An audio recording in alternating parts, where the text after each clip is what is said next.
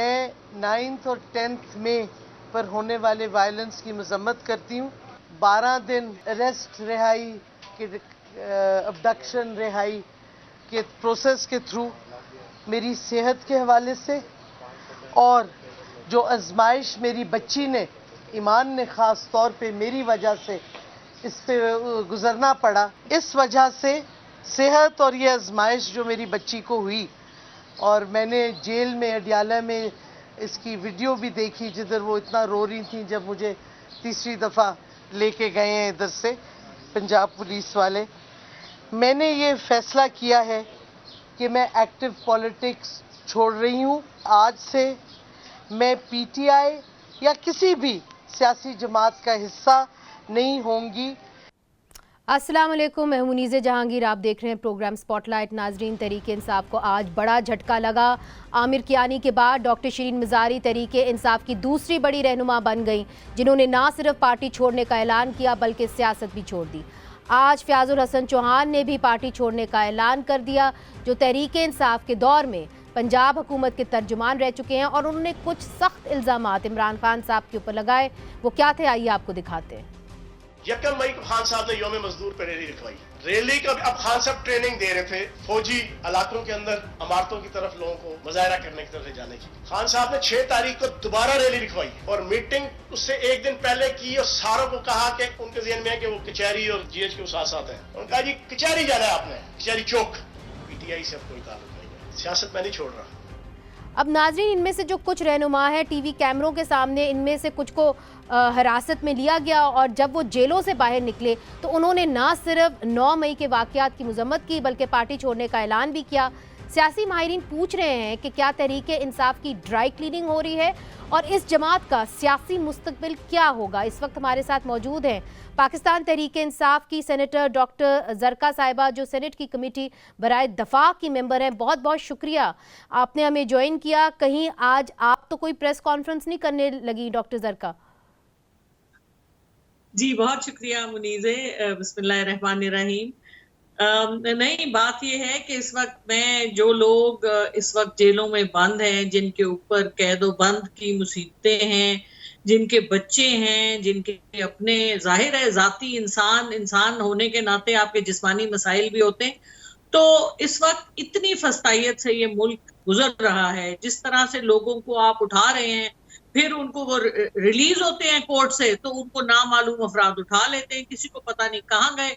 खा वो इमरान रियाज हो, खा वो शिरीन मज़ारी साहिबा हो, जिनको 5 दफा उठाया गया पिछले 10 दिनों में। तो ये कोई तरीका तो नहीं है ना। और इसमें आप लोगों से जबरी बयान ले लें, जिस तरह वो इमरान खान साहब ने कहा कि जबरी शादियां होती सुनी थी, अब जबरी डाइवोर्सेस भी हो रही। मगर फयाजुल हसन चौहान जो आपकी पार्टी के एक अहम रुकन रह चुके हैं, वो ये कह रहे हैं टीवी के ऊपर आके, मैं आपको फिर से सुना देती हूँ, कि इमरान खान साहब ने आपको ये सिखाया था कि कैसे मिलिट्री इंस्टॉलेशंस के ऊपर जाके आपने हमला करना है। पहले आपको 1 मई को सिखाया गया था, फिर आपको उसी हफ्ते एक और दफ़ा सिखाया गया था, और पार्टी वर्कर्स को बाकायदा तौर पे सिखाया गया था। ये दुरुस्त है? देखिए जी, मैं फयाजुल हसन चौहान साहब के बारे में सिर्फ यही कह सकती हूँ कि उनका किरदार सबके सामने, आपकी पार्टी के मेंबर थे, आपने उनका किरदार देख के अपनी पार्टी में रखा होगा। मैं आपके सामने ये कुछ कह तो नहीं रही उनके बारे में, मैं तो सिर्फ ये कह रही हूँ कि देखें, जब हम पब्लिक फिगर्स होते हैं तो अवाम के सामने होते हैं। मैं क्या चीज हूँ, अवाम मुझे जब देखती है, 4 दफा आप भी मुझे देखेंगी तो आप भी असेस कर लेंगी, तो मैं किसी के बारे में कुछ नहीं कहना चाहती। मैं बहरहाल जो उन्होंने बात की कि जी इमरान खान साहब ने परेड कराई, उसके हवाले से मुझे एक आजकल ट्विटर पे इस वक्त ट्रेंड कर रही है खबर, एक सईद आफरीदी साहब है, यूके में बेस्ड है, उन्होंने उनके वसातत से ये खबर है कि इस वीकेंड पे एमआई ने चीफ साहब को एक रिपोर्ट दी है अबाउट 9 मई के उस दिन क्या हुआ था, और एलिजिडली उस रिपोर्ट में ये लिखा है, और वो उसके जाहिर है उन्होंने शवाहिद दिए कि 9 मई को जो कुछ हुआ इसमें IB intelligence bureau central role था इसका, और वजारत इंटीरियर मिनिस्टर साहब और दिफा के मिनिस्टर साहब का बीच में बहुत बड़ा रोल था।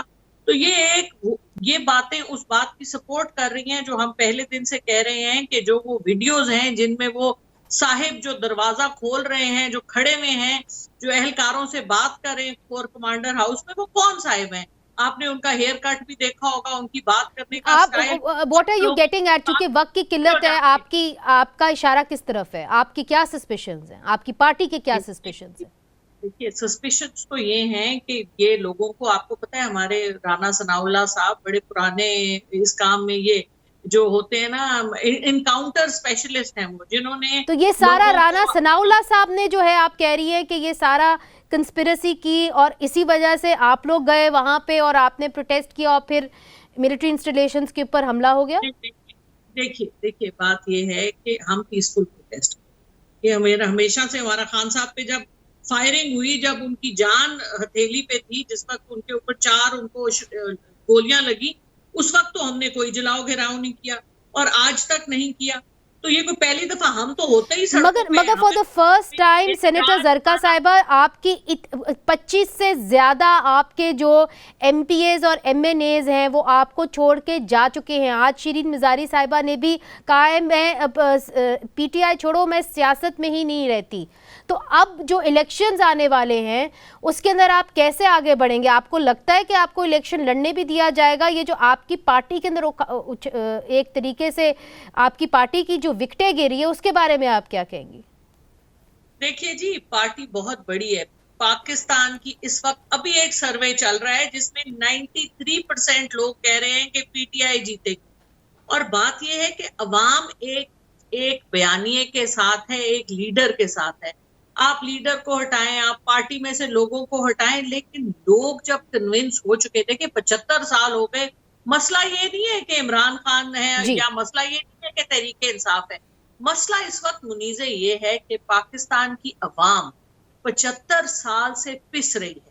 जी बिल्कुल बिल्कुल। बहुत बहुत शुक्रिया सेनेटर डॉक्टर जरका साहिब, आपने हमें ज्वाइन किया और आपने बड़ी अहम बातचीत हमसे की। और इस वक्त बहुत नाज़रीन मुश्किल है पाकिस्तान तहरीके इंसाफ के किसी भी लीडर से बातचीत करना, चूँकि या तो सब अंडरग्राउंड चले गए हैं या इस वक्त हिरासत में हैं। तो उन्होंने, डॉक्टर जरका साहिबा ने हमारे से बात की और वो अभी भी उनकी उम्मीद है कि पाकिस्तान तहरीके इंसाफ के अंदर विकेटें तो गिर रही हैं, मगर वो अभी भी समझती हैं कि उनकी पार्टी जो है वो ये जो एक मरला है उसको विथस्टैंड कर जाएगी। नाज़रीन, इधर एक वक्फ़ा लेते हैं और वक्फ़े के बाद हम जानने की कोशिश करते हैं कि क्यों एक के बाद एक जो लीडर्स हैं वो क्यों पार्टी से इस्तीफ़ा दे रहे हैं। चूँकि इस वक्त ये उनको कहा जा रहा है कि उनके ट्रायल्स आर्मी एक्ट और ऑफिशियल सीक्रेट एक्ट के तहत होंगे। किन लोगों के ऊपर ये ट्रायल्स होते रहे और किस सूरत हाल के अंदर ये ट्रायल्स होते रहे, ये ट्रायल्स क्या फ्री एंड फेयर थे, उन्हीं लोगों से पूछेंगे जो भुगत चुके हैं वक्फे के बाद। वेलकम बैक नाजरीन। आजकल एक के बाद एक तहरीके इंसाफ के रहनुमा जेल में रहने के बाद पार्टी छोड़ रहे हैं। आखिरकार इनको किस चीज़ का डर है कि पार्टी ही नहीं बल्कि सियासत भी छोड़ने पर आमादा हो रहे हैं? शायद उनका उस बात का डर है कि ऑफिशियल सीक्रेट एक्ट और आर्मी एक्ट 1952 के तहत उनके खिलाफ फौजी अदालतों में कार्रवाई हो सकती है और होगी। ये वो अदालतें हैं जहां अदालती कार्रवाइयां बंद दरवाज़ों के पीछे होती हैं। मुल्ज़िमान के खिलाफ चार्जशीट अहले खाना को भी नहीं दी जाती और इकरार जुर्म काफ़ी है सज़ा देने के लिए। आइन का आर्टिकल 10A हर शहरी को मुनसिफाना ट्रायल का हक देता है, लेकिन मिलिट्री कोर्ट्स में इस हक की खुल्लम खुल्ला खिलाफ वर्जी की जाती है। तहरीके इंसाफ के दौर में आम शहरियों पर आर्मी एक्ट और ऑफिशियल सीक्रेट एक्ट का इतलाक किया गया था। तब भी इंसानी हकूक़ की तंजीमों में तहरीके इंसाफ को खबरदार किया था कि ये फंदा कहीं आपके गले ना पड़ जाए। आज वही देखने को मिल रहा है और शायद इसी खौफ से तहरीके इंसाफ के रहनुमा एक के बाद एक गिरते चले जा रहे हैं। जिन लोगों पर आर्मी एक्ट और ऑफिशियल सीक्रेट एक्ट का इतलाक हुआ उनकी आप बीती सुनाने के लिए हमने दावत दी है तालिया खटक को, जो अदरीस खटक की बेटी है। अदरीस खटक एक इंसानी हकूक़ के कारकुन हैं और लापता अफराद को लेकर तहकीकात करते रहे हैं। इनको 13 नवंबर 2019 को खैबर पख्तूनख्वा में स्वाबी इंटरचेंज से 4 लोग जो हैं उनको उठा के लेके गए थे और दिसंबर 2021 को जो है फेडरल जनरल कोर्ट मार्शल ने जो है इदरीस खटक को जासूसी के जुर्म में 14 साल की कैद जो है बामुशक्कत सज़ा सुनाई थी। हमारे साथ मौजूद है कर्नल रिटायर्ड इनामुल रहीम साहब, इदरीस खटक के वकील हैं। And last but not least हमारे साथ जहांगीर जदून साहब हैं जो एडवोकेट जनरल हैं इस्लामाबाद हाई कोर्ट के। सबसे पहले तालिया आपकी जानिब आती हूँ। आपके वालिद को अब आपसे बिछड़े कोई 4 साल से लगभग 4 साल हो गए हैं। जो भी कानूनी चाराजोई हुई अदालतों के अंदर, क्या जो 10A right to fair trial उसके तकाजे पूरे हुए? क्या FIR दर्ज हुई थी आपके वालिद के ख़िलाफ़? नहीं, FIR भी दर्ज नहीं हुई थी और आई थिंक कि पूरा जो सिचुएशन जो उनका पूरा केस है वो स्टार्ट ही इलीगल तरीके से हुआ था। उनको सबसे शुरू में उनको एबडक्ट किया गया था। तो अगर शुरुआत ही ऐसी हुई थी तो फेयर ट्रायल हम कैसे एक्सपेक्ट कर सकते हैं कि उनको पहले 7 to 8 मंथ्स गायब रखा गया और उसके बाद एक सीक्रेट मिलिट्री ट्रायल जहाँ पे कोई किसी को पता नहीं था, जो प्रोसिक्यूशन थी वही ज्यूरी में भी थी। तो जैसे जैसे वो लीगल ट्रायल कहीं से भी नहीं था। और उसके बाद इवन हमें चार्जशीट हमारे लॉयर को अभी तक नहीं दिखाई गई और हमें इवन ये भी एक ट्विटर के एक रैंडम ट्वीट से पता चला था कि उनको अडियाला जेल ट्रांसफ़र किया गया था। ये हमारे फैमिली को इन्फॉर्म भी नहीं किया गया। तो कितनी देर आप अपने वालिद को नहीं मिली? मैं I think around 7 to 8 months तो उनको गायब रखा था। उन्होंने एक्सेप्ट ही नहीं किया था कि वो उनके पास हैं। फिर उसके बाद जब यूनाइटेड नेशंस के जब SRs और वर्किंग ग्रुप्स ने स्टेटमेंट्स बहुत सारे निकाले, इंटरनेशनल कमीशन ऑफ ज्यूरिस्ट्स, ये तो हमारी आई थिंक खुशकिस्मती थी कि इतना इंटरनेशनल प्रेशर और नेशनल प्रेशर आया कि उन्होंने इदरीस मेरे वालिद को प्रेजेंट किया। ऐसे कई केसेस हैं जिनका अभी तक हमें पता नहीं है। कर्नल इनाम साहब, इस केस के अंदर कौन से ऐसे कानूनी तकाज़े हैं जो आप बार बार कहते हैं कि जी कानूनी तकाज़े फ़ॉलो नहीं हुए? चूँकि देखिए उनके ऊपर जो इल्ज़ाम है वो काफ़ी सख्त इल्ज़ाम है, एस्पियोनाज का, जासूसी का इल्ज़ाम है। तो उसके अंदर आर्मी एक्ट के तहत तो उनको ट्राई करना ही था। दुरुस्त है। देखा जाए तो आर्मी एक्ट में ये अयूब खान प्रोविजन लेकर आए थे 67 में कि कोई भी आदमी अगर सीक्रेट इंफॉर्मेशन पाकिस्तान दिफाई अदारों के बारे में किसी को देता है तो आर्मी कैन ट्राई हिम। और दूसरा यह है कि कोई आर्मी के लोगों को इंस्टिगेट करता है अगेंस्ट द कमांड तो उसका भी वो ट्रायल कर सकते हैं। ये तो पॉलिटिशियंस का काम था ना। जब उन्होंने अयूब खान का जो आइन था 62 का आइन पॉलिटिशियन ने ख़त्म कर दिया, उसकी जगह नया आइन लेकर आए। तो उनका काम था अयूब खान की जो इंट्रोड्यूस कराई गई रिफॉर्म्स थी आर्मी एक्ट में उसको भी ख़त्म करते। दुनिया में army act has been improved, हमने उसको पोल्यूट किया।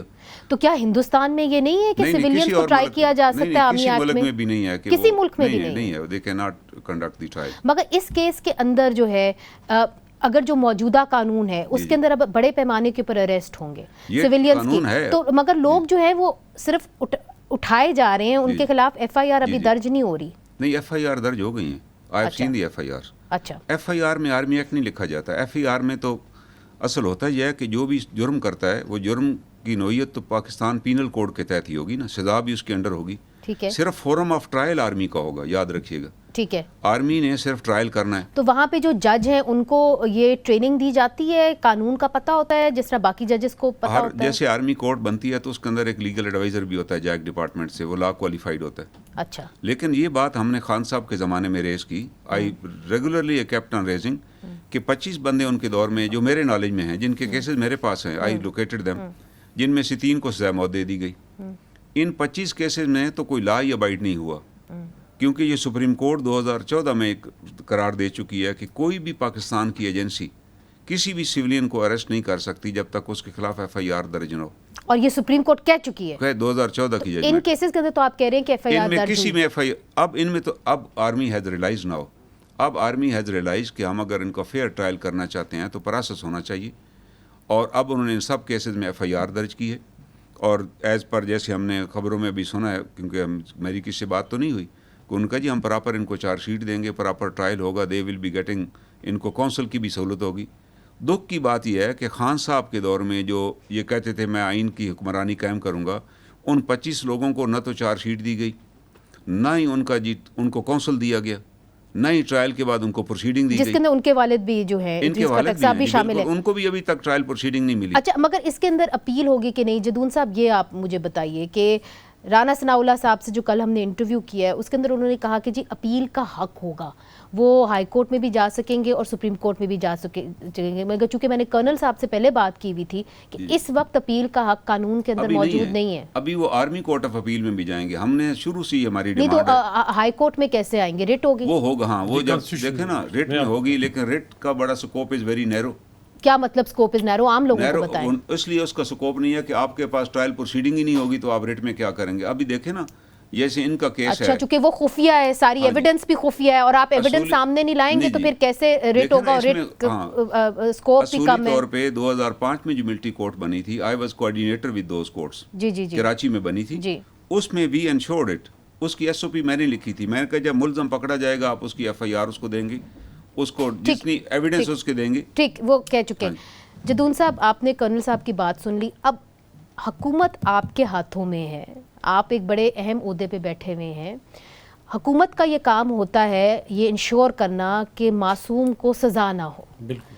तो अब आप कैसे इंश्योर करेंगे ये जो आप ट्रायल्स करने जा रहे हैं, खुफिया ट्रायल्स जिसके बारे में किसी को पता नहीं होगा, क्या ये 10A के जो तकाजे हैं राइट टू फेयर ट्रायल पूरा करता है जो हमारा आईनी हक है?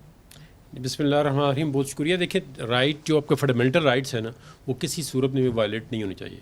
And one of them is article 10A कि आपको फेयर ट्रायल देना चाहिए। फेयर ट्रायल का मतलब है कि आप की काउंसिल की परवेशन हो, आपकी फैमिली को विजिटेशन राइट हो और आपको पूरा डिफेंस का फुल जो है ना जिस तरह को होते हैं उसको आपको मौका देना चाहिए और हर एंगल पे आपको जो है वो क्रॉस एग्जामिनेशन का जो भी आपके पास एविडेंस है उसको कन्फ्रंट करना चाहिए।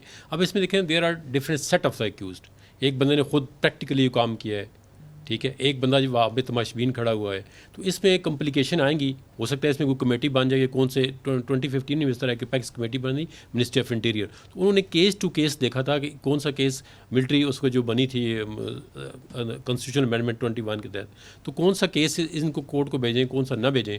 तो इस तरह आप मतलब एक लमसम ये नहीं कह सकते कि सारे जो केसेज हैं वो मिलिट्री को उसमें अंदर मिलिट्री के अंदर ट्रायल हो।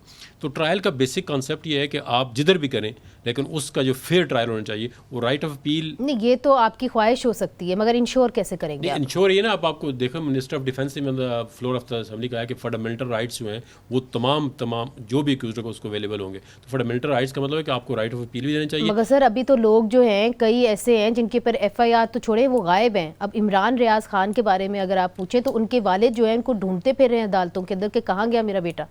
देखिए, अब जो भी शहरी हो अगर वो डिसअपीयरेंस है तो वो तो फंडामेंटल राइट के अगेंस्ट है। अगर उसके खिलाफ कोई भी, मैं आपको पर्सनल अपनी ओपिनियन देता हूँ कि उसके खिलाफ कोई भी वो एक्यूज है किसी ऑफेंस के अंदर, तो एटलीस्ट उसको कोर्ट ऑफ लॉ के अंदर पेश करना चाहिए उसको और दिखाना चाहिए कि ये ऑफेंस है आपके अगेंस्ट और इसको हम आपको ट्रायल करना चाहते हैं, ये आपको हम चार्ज करेंगे और जो आपका डिफेंस है आप प्रोड्यूस करें, जो हमारी एविडेंस है। मगर क्या ये दुरुस्त होगी कि पाकिस्तान एक वाहिद मुल्क होगा पूरे जनूबी एशिया के अंदर जो सिविलियंस को मिलिट्री कोर्ट्स में ट्राई करेगा? कर्नल इनाम साहब, असल बात यह है कि ये प्रोविजन तो ऑलरेडी आर्मी एक्ट में मौजूद है ट्रायल की, और जिस तरह ये ऑफेंसेस हुए ये आप नहीं कह सकते जैसे वो आ रहा है कि जी मॉब रिएक्शन था। We have seen the mob reaction भी हमने देखा है। मॉब जब निकलता है तो वो जो चीज़ सामने आती है वो तबाह करता है। लेकिन ये कैसा मॉब है जो लिबर्टी चौक से निकला, कोई प्राइवेट गाड़ी उसने नहीं तोड़ी, किसी प्राइवेट बिल्डिंग पे हमला नहीं किया, किसी ऑफिस पे हमला नहीं किया सिवाय मिलिट्री इंस्टॉलेशंस के। और अभी ज़ाहिर है दी एविडेंस जो आ चुकी है मीडिया में वो कहते हैं जी ये तो बिल्कुल डायरेक्टेड थी, इनको बाकायदा बताया गया था किस चीज़ को आपने अटैक करना। मगर जो कोर कमांडर का घर है उसको मिलिट्री इंस्टॉलेशन के तौर पे काउंट करेंगे? नहीं, आप नहीं, एक सिंबल होता है ना। GHQ में कौन सा एमुनिशन पड़ा हुआ है, हाँ। बट सिंबल है कि जनाब उस GHQ पर हमला हो गया, उसके गेट तोड़ दिए गए, लोग अंदर चले गए। कोर कमांडर हाउस का एक सिंबल है कि कोर कमांडर वहाँ रहता है। उसकी यूनिफॉर्म तक को लोगों ने मतलब रिडिक्यूल किया गया, आपको रिडिक्यूल किया गया। असल में देखें ना, मगर इनको एंटी टेररिज्म कोर्ट्स में नहीं कर सकते, जो आम अदालतें हैं उसके अंदर भी तो ट्राई किया जा सकता है। आप क्यों इंसिस्ट कर रहे हैं कि मिलिट्री कोर्ट्स में हो? हम ये नहीं इंसिस्ट कर रहे। देखो, एज पर लॉ अगर आपने करना है, अगर जो ऑफेंस मिलिट्री एक्ट के तहत फॉल करता है उसको बेशक वो चैलेंज कर सकते हैं, लेकिन उसमें आपको मना तो नहीं कि आप ट्रायल नहीं कर सकते। ये एक आप जनरली देखें या इंटरनेशनल कंसेप्ट या ह्यूमन राइट के कंसेप्ट से देखें तो आप कह सकते हैं। अब देखिए, दुनिया के अंदर बेशुमार मुल्कों के अंदर, इवन एडवांस कंट्री के अंदर राइट्स कोर्ट बनी है, स्पीडी ट्रायल कोर्ट्स बनी। मकसद ये होता है कि किस मुल्क के अंदर जो आम शहरी हैं उनको मिलिट्री कोर्ट्स में ट्राई किया जाता है? मुझे उस मुल्क का नाम बताएं ना। नहीं, मिलिट्री का लफ्ज़ आप छोड़ दें। आर्मी एक्ट चले, आर्मी एक्ट के देखिए ना, एक स्पेशल लॉ आपको, अब वजह क्या है वहाँ पे आप देखो, हमारा क्रिमिनल जो जस्टिस सिस्टम है ना, आप एक केस वहाँ पे, अब इनका भी जो केस अभी कह रहे थे कि अपील डाल दी आपने हाई कोर्ट में और 1.5-2 साल ऊपर ही नहीं आती। ये क्रिमिनल जस्टिस सिस्टम जब इफेक्टिव नहीं होगा, आप देखें ना, अब मकसद ये है कि जितने भी तो उसको बेहतर करे बजाय कि उनको आर्मी एक्ट के हाँ, ये भी बात ठीक है, क्रिमिनल जो एंटी टेररिज्म कोर्ट है उनको आप उसके अंदर लिखा है 30 डेज के अंदर फैसला करें, लेकिन वो आपको पता है, कर्नल साहब को भी पता है कि आप 7-7 साल तक जो है वो केस के। कर्नल साहब, ये सवाल मैंने आपसे पूछना था, जिस तरह तालिया के वालिद भी हैं, कुछ और लोगों से हमारी बात हुई, उन्होंने कहा कि जी सज़ा तो हुई 3 साल की, अब हमारे बंदे को 4 साल हो गए, वो जेल के अंदर है, उनकी जो अपील है या रेट है वो आम अदालतों में आ ही नहीं रही। तो किस किस्म के केसेस आप कर रहे हैं, और क्या वाकई में जो है जो सिविलियंस हैं वो अब इधर ही ट्राई किए जाएंगे, या आपके पास कोई ऐसी जुरिस्डिक्शन, आपके पास कोई डिसीजन है जो ये भी कहती है कि नहीं जी सिविलियन कोर्ट्स में होना चाहिए सिविलियंस को ट्राई? असल असूली तौर पे तो आर्मी अफसर भी अगर कोई जुर्म करे ना सिविल इलाके में या कोई, और वहाँ अगर कोर्ट्स मौजूद हों सिविल की, तो लॉ ये भी कहता है प्रेफरेबली उसका ट्रायल सिविल में होना चाहिए। ये कहाँ कहता है? ये बहुत ज़रूरी बात हाँ, आपने ये आर्मी एक्ट के अंदर सेक्शन 94 है जो कहता है कंकरेंस ज्यूरिसडिक्शन है, ये सिविल में भी है और आर्मी में भी। लेकिन आर्मी कैन क्लेम, आर्मी तय कर सकती है फॉर मेंटेनेंस डिसिप्लिन कि इसका ट्रायल हम करेंगे, और फिर इट इज़ फेडरल गवर्नमेंट, ये याद रखिएगा, ये फैसला फेडरल गवर्नमेंट ने करना है कि इनका ट्रायल, जैसे खान साहब के दौर में 25 ट्रायल हुए, उन्होंने फैसला किया कि इनका ट्रायल सिविल में किया जाए, और वहाँ काउंसिल तक नहीं दिया गया, आज तक नहीं मिला काउंसिल उनको। ये आपने अहम बात की है। और अभी मैं इनके केस में, खटक साहब के केस में मैं अपीयर हुआ जी, मिलिट्री कोर्ट ऑफ अपील में जी। 1 साल पहले एक हियरिंग हुई थी, साल बाद मैं हाई कोर्ट में से डायरेक्शन मैंने ली कि सर उनको कहें डायरेक्ट दें, इनका ट्रायल करें, अपील इनकी फैसला करें जी। हाई कोर्ट की डायरेक्शन के बाद साल बाद केस लगा 1 दिन के लिए सिर्फ, और उस दिन मैंने जज साहब ने कहा, जो आर्मी के प्रेसिडेंट कोर्ट ऑफ अपील थे, उन्होंने कहा जी आप आर्गू करें। मैं कहा sir where is the proceeding, क्योंकि प्रोसीजर उसका ये है, जब आप आर्मी कोर्ट में पेश होता रहता हूँ, हम पेश होते हैं जी। वो आपको 1 दिन पहले प्रोसीडिंग दे देते हैं, आप वहाँ चले जाते हैं, आप नोट्स ले लेते जी, हैं, जी, जी। आप कंसल्ट करके उन पे आर्गू करते हैं। तो मुझे पहले भी नहीं दी गई, कोर्ट में भी उन्होंने कहा कि ये तो हम नहीं दे सकते, ये तो आपके पास वो शवाहिद नहीं आते, वो एविडेंस नहीं आती जो आपको चाहिए होते हैं बतौर एक वकील के। हाँ, उन्होंने कहा, मैं कहा सर आपने फिर मुझे बुलाया क्यों है सर? मैंने what argument I have to give. असल में हमें सिस्टम को डेवलप करना है सर, उसके बाद तब डेवलप होगा जब राइट ऑफ अपील दिया जाएगा हाई कोर्ट में। हाई कोर्ट में एक राइट ऑफ अपील होना चाहिए कि कोई भी आदमी है, आर्मी भले सजा दे इनको। अभी प्रॉब्लम और भी है सिविल कोर्ट्स का। अब आप देखें जिस तरह बेल्स हुई, जो लोग इन्वॉल्व थे उनमें कोर्टों ने यहाँ तक भी बेल दे दी कि आपको बेल ग्रांट कर रहे हैं उस ऑफेंस में भी जो भी आपके खिलाफ रजिस्टर भी नहीं हो। अब अगर इस आप पे ये बाद में आते जदून साहब, मगर ये लेट्स फोकस थोड़ा सा फोकस करते। जदून साहब, इसके अंदर जो लोग जिनसे हमारी बात हुई उन्होंने कहा जी आर्मी कोर्ट्स के अंदर वकील भी तुम और मुनसिफ भी तुम हो, ये मसला है। और जिस तरह ये कह रहे हैं कि ये आपकी स्वाबदीद है कि आप कह सकते हैं कि जी फेडरल गवर्नमेंट ये कह सकती है कि ये जो केसेस हैं ये सिविल कोर्ट्स में हों, तो आपका क्या इरादा है? नहीं, मैंने आपको बताया था कि पहले भी इस तरह हुआ था कि इंटीरियर मिनिस्ट्री में एक एपेक्स कमेटी बनी थी। अब फेडरल गवर्नमेंट डिसाइड कर लिया कि जो अगर मिलिट्री एक्ट के अंदर ऑफेंस, मतलब ऑफेंस जो मिलिट्री कोर्ट के अंदर जिस तरह स्पाइनेज के अंदर या उन्होंने इसको इंस्टॉलेशन को किया है, तो वो जो बनते हैं उनको मिलिट्री ट्राई कर सकती है। इससे कोई देखो ना प्रोसीजर ही है ना, बाकी ऑफेंस तो पीपीसी के अंदर ही होंगे, तो उसमें तो फेडरल गवर्नमेंट एग्रीड है कि करेंगे। अब ये है कि राइट ऑफ अपील देने चाहिए, मैं एग्री करता हूँ कि राइट ऑफ अपील लाजमी चाहिए हाई कोर्ट के अंदर, ताकि हाई कोर्ट परखे कि जो ट्रायल हो वो ये राना सनाउल्लाह साहब से आप बात करें ना। और दूसरी बात एक और है, आर्मी एक्ट में भी ये प्रोविजन है कि they had a right to have their counsel of their own choice. ये होना चाहिए। खान साहब के दौर में तो नहीं ये मिला। तो इंश्योर करें कि जो आपने अयूब खान साहब का जो कानून बना हुआ है उसके तहत जो उन्होंने ही दिया हुआ है, आर्मी एक्ट इम्प्लीमेंट करें प्रॉपर, वो आर्मी एक्ट तो इम्प्लीमेंट करें, ये तो श्योर करें हमें। आर्मी एक्ट को देखें, एक तमाम पार्लियामेंट को इसको देखना चाहिए, जो उसके अंदर डेवलपमेंट या इंप्रूवमेंट हो सकती है वो लाजमी करना चाहिए। आजकल की दुनिया में आप अगर फेयर ट्रायल नहीं देंगे तो तमाशा बन जाएगा। फेयर ट्रायल जो है वो आपका आर्टिकल 10 है, आपने कॉन्स्टिट्यूशन में डाला है, तो उसको इम्प्लीमेंट करें इन एवरी केस। मैं ये तालिया को देख रही हूँ जो आपकी तरफ देख रही हैं, और फेयर ट्रायल जब आप कहते हैं तो उसके मुंह पे मुस्कुराहट आ जाती है, चूँकि उसके वालिद को वो समझती है कि फेयर ट्रायल नहीं मिला। कुछ उम्मीद नज़र आई है आपको जो हम बातचीत कर रहे हैं कि शायद फेयर ट्रायल होगा, क्योंकि आप तो सिर्फ फेयर ट्रायल मांग रही हैं इस वक्त? आई होप कि जिस तरह आप कह रहे हैं कि आप यहाँ पे जैसे आई थिंक कि सारे एग्री करते हैं कि हाँ फेयर ट्रायल होना चाहिए और राइट टू अपील भी होना चाहिए, तो अगर इस तरह का हो तो आई थिंक कि ये अच्छा स्टेप फॉरवर्ड है जो कि अभी तक हमें नहीं मिला। जैसे जब इदरीस जैसे जब मेरे वालिद का मिलिट्री कोर्ट में जो पूरा वो आर्मी एक्ट का ट्रायल चला था, तो उनको किस कंडीशंस में रखा गया, पूरे प्रोसीडिंग्स किस तरह हुए, जिस तरह अभी तक लॉयर को प्रोसीडिंग्स नहीं मिली गई, हमारा अपील किस तरह जा रहा है, हम 1 साल से हम वेट कर रहे हैं और कोई डेवलपमेंट्स नहीं हुई कि वो अंदर अडियाला में। आपके एक ही पेरेंट थे जो आपका ख्याल कर रहे थे, तो जो 2 आपकी है, एक बहन है आपकी मेरा ख्याल है। बिल्कुल, तो हम खुद 3 ही पाला है लोग थे। आपने अपने आप को अपनी बहन के साथ। बिल्कुल, हम 3 ही लोग थे और मेरी बहन की शादी हो चुकी है, तो it was just me and मेरे अब्बू। और तो जब मेरे अब्बू को ले लिया गया तो I was the only one left. तो यूनिवर्सिटी से लेके फिर उसके बाद जॉब ढूंढना, ख़ुद अपने आप को सस्टेन करना, फाइनेंशियली इंडिपेंडेंट होकर ये सारा मुझे खुद ही करना पड़ा, कोई हेल्प इस तरह नहीं मिली थी। तो ये सारा इस तरह पूरी फैमिली को तोड़ देना without a fair trial, without any information to the family, है ना, कि जिस तरह फैमिली विजिटेशन का आप राइट कह रहे हैं कि एक राइट होता है, तो वो जब हमें शुरू में नहीं मिला था तो ये सारा अनफेयर ट्रायल में ही आया। जदून साहब, ISPR के मुताबिक जो मिलिट्री कोर्ट्स के ट्रायल हैं वो शुरू हो चुके हैं, तो क्या राइट टू फेयर ट्रायल और जो उनके ख़ानदान वाले हैं वो उनको मिल सकेंगे, ये आप हक उनको देंगे?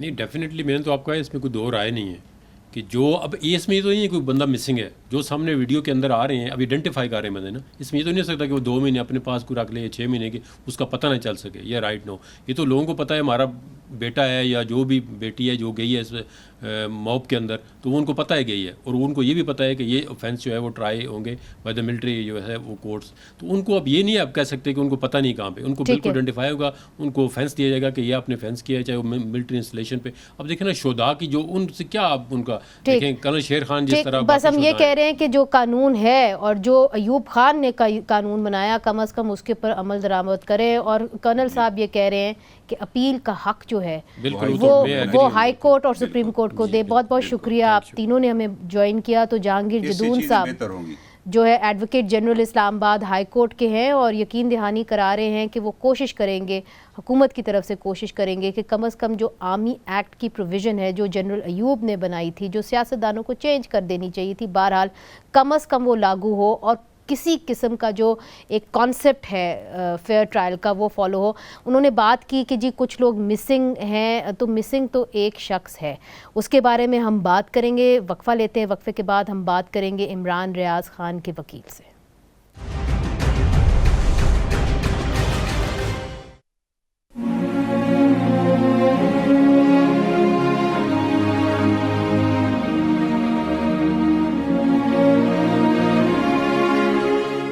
वेलकम बैक नाजरीन। एंकर इमरान रियाज खान को 11 मई की रात को सियालकोट एयरपोर्ट से 3 MPO के तहत गिरफ्तार किया गया, पर उसी दिन MPO वापस ले लिया गया और इमरान रियाज को 12 मई को रिहा कर दिया गया, लेकिन वो अपने घर नहीं पहुंचे और लापता हैं। इनके वालिद थाना सिविल लाइन सियालकोट में अपने बेटे के अगवा की FIR दर्ज करवा चुके हैं। इमरान रियाज के हवाले से वफाकी वज़ीर दाखिला राना सनाउल्लाह हमारे प्रोग्राम में ये कह चुके हैं कि वो तहकीकाती इदारों के पास नहीं है।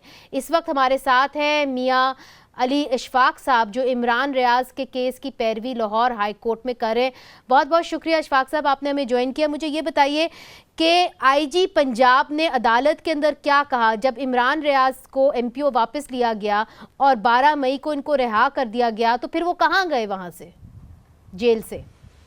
देखें, सबसे पहले तो IG पंजाब साहब ने और राना सनाउल्लाह साहब ने मुकम्मल गलत बयानी और हकाइक जो है उसको मिस रिप्रेजेंटेशन जो है डेलिबरेट मिस रिप्रेजेंटेशन और मिस कोटेशन और मिस स्टेटमेंट्स जो हैं वो दिए हैं। बेसिकली जब इमरान को कस्टडी में लिया गया तो उसका कोई डिटेंशन ऑर्डर नहीं था, वो एयरपोर्ट से ट्रैवल कर रहा था। अब ये किसके कहने पर जो है वो एयरपोर्ट पर रोका गया, किसके कहने पर पुलिस को बुलाया गया, कैंट पुलिस में पुलिस स्टेशन कैंट में उसको पहले इलीगल कन्फाइन किया गया। सब्सिक्वेंटली डे टाइम में उसका एक फेक बेसिस पे वेग बेसिस पे और विदाउट एनी लीगल और मटीरियल बेसिस एक डिटेंशन ऑर्डर इशू किया गया। मैं मुसलसल पुलिस के साथ राब्ते में था।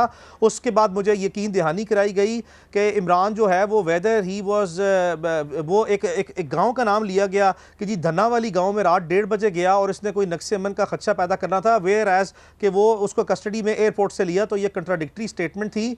तो ये जानबूझ के एक फर्जी तौर पर डिटेंशन ऑर्डर इशू किया गया। इमरान से मेरी एडवाइस पर जो उनसे एक बयान लिया गया कि जी ना वो इस काम के लिए कभी सियालकोट आया था, ना वो करेगा, और ये पुलिस की जुरिस्डिक्शन का मामला जो उनसे वो नहीं बनता। और उसके बाद स्ट्रेट अवे जब इमरान ने वो दिया, पहले इमरान को स्ट्रेट अवे इन्होंने जेल में कहने का ड्रामा किया, बट एक्चुअली जो सा है वो सियालकोट में जिस पुलिस ऑफिसर के दफ्तर से उसको जिस गाड़ी में सरकारी पीछे गाड़ी लगा के एक प्राइवेट गाड़ी में ले जाया गया, तो हमारे इंडिपेंडेंट जो है वो फैमिली और फ्रेंड्स जो है वहाँ पे मौजूद थे, जिन्होंने जिस लोकेशन पे लाहौर में इमरान को ले जाया गया उसका ताकुब किया, उसकी वीडियोज़ और वो उसकी फुटेजेस जो हैं वो हमारे पास मौजूद हैं, वो बनाई, जिस पे मैंने सियालकोट पुलिस को मुतला किया कि देखें आपने तो कहा है कि आपने उसको जेल पे भेजा है, जबकि असल में हमारे पास एविडेंस है कि उसको यहां से किसी और जगह पे मुंतकिल किया गया, जिसकी ये एविडेंस है।